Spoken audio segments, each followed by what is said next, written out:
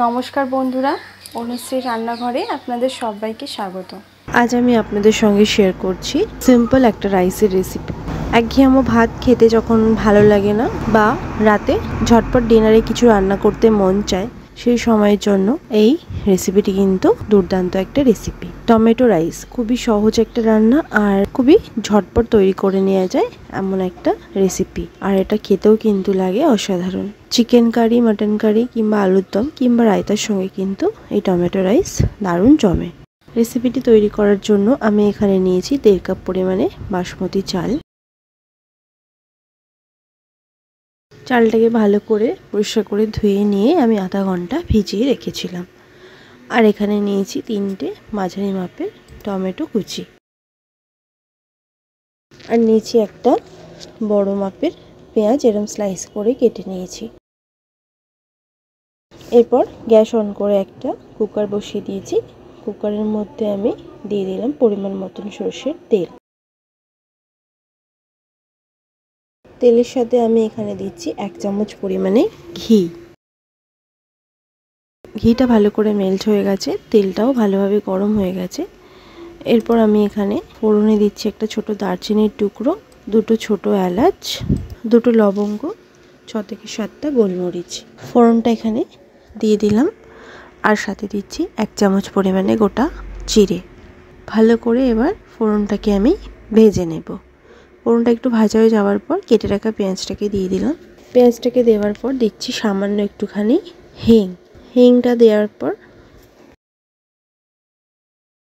পেঁয়াজটাকে একটুখানি ভেজে নেবার পর দিয়ে দিলাম কয়েকটা কারি পাতা। ভালো করে এবার নাড়াচাড়া করে আমি একটু ভেজে নিলাম। এরপর আমি দিয়ে দিচ্ছি 1 চামচ পরিমাণে আদা রসুন বাটা। আদা রসুন বাটাটাকে দিয়ে ভালো করে কষিয়ে নেব যাতে আদা রসুনের কাঁচা গন্ধটা কেটে যায়। আদা রসুনটা ভালো করে ভাজা হয়ে গেলে দিচ্ছি 1 চামচ পরিমাণে ধনের গুঁড়ো, 1 চামচ পরিমাণে কাশ্মীরি লঙ্কার গুঁড়ো, 1/2 চামচ পরিমাণে হলুদের গুঁড়ো। ভালো করে এই মশলাগুলোকে দিয়ে আবারও একটু কষিয়ে নেব।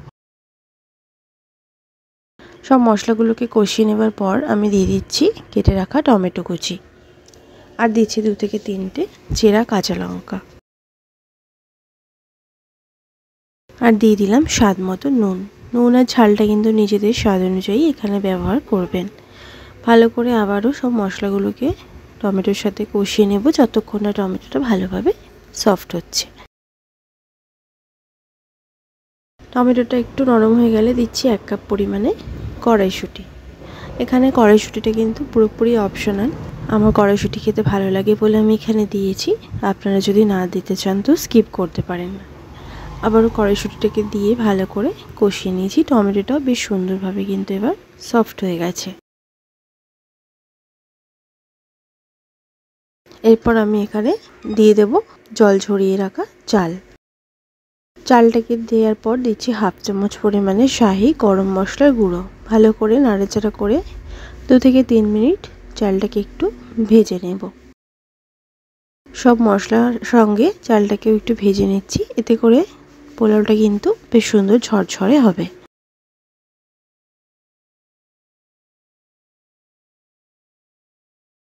ভালো করে 2-3 মিনিট আমি চালটাকেও ভেজে নিলাম।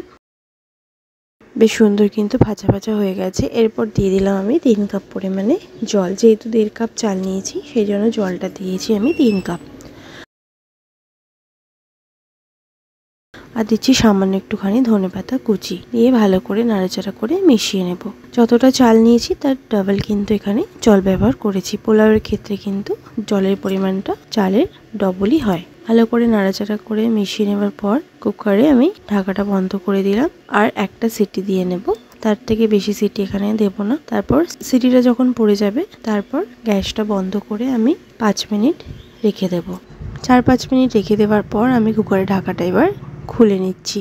পোলাওটা কিন্তু আমার এবার সম্পূর্ণ রেডি। আমি হালকা হাতে একটুখানি নাড়াচাড়া করে নিচ্ছি। পোলাওয়ের চালগুলো কিন্তু একটার সঙ্গে আরেকটা জড়িয়ে নিই। বেশ সুন্দর কিন্তু ঝরঝরে হয়েছে আর চালগুলো কিন্তু খুব সুন্দরভাবে কুকও হয়েছে। ভালো করে হালকা হাতে একটুখানি নাড়াচাড়া করে নেব আর গরম গরম আমি সার্ভ করে নেব। এরমভাবে এই টমেটো পোলাও বা রাইস একবার বাড়িতে তৈরি করে দেখবেন। এটা খেতে কিন্তু অসাধারণ লাগে। গরম গরম টমেটো পোলাও আর সাথে একটু চিকেন কষা কিংবা রায়তা দিয়ে কিন্তু খাওয়া হয়ে যায়। একবার অবশ্যই এই রেসিপিটি আপনারা বাড়িতে ট্রাই করে দেখবেন, আশা করছি আপনাদেরও ভালো লাগবে। ভালো লাগলে লাইক শেয়ার করতে ভুলবেন না, কমেন্ট বক্সে কমেন্ট করে জানাতে ভুলবেন না রেসিপিটি কেমন লাগলো। ভালো থাকবেন, সুস্থ থাকবেন, ধন্যবাদ।